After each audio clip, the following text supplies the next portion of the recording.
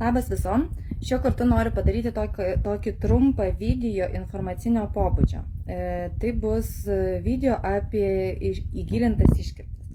Jūs jau žinote, kad visus megztukus, kuriuos aš mezgu, nesvarbu ar vaikui, ar savo, ar vyrui, sukneles, palaidinės ir taip toliau, aš visada darau įgilinimą. Apie jį esu nekartą kalbėjusi pamokose.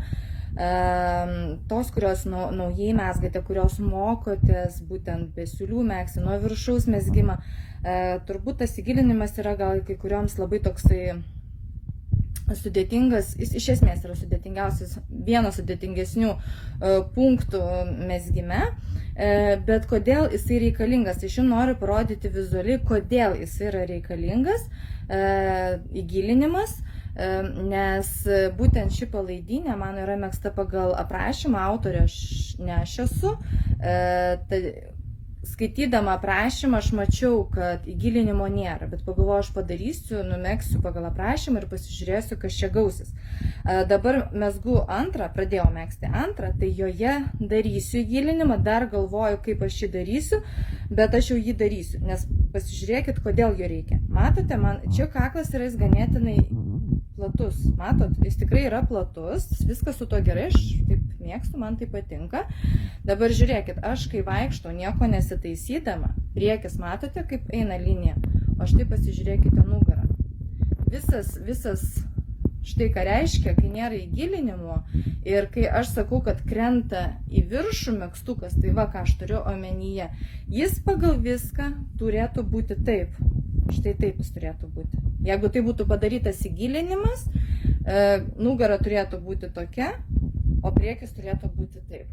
Tai vaikštant, nesitaisant, štai taip jisai krenta į galą, štai taip jis krenta į galą, matote, na? Įmeta į galą. Tai kai yra plati iškirptė, kaip ir iš esmės nėra kažkokios didelės tragedijos, nes ir gali ir nuo peties nukristi, čia toks laisvesnis modelis, jisai gal nebūtinai turi jau būti pagal taisyklės ir taip toliau, ypač jeigu tom, kuriom taip patinka, ne?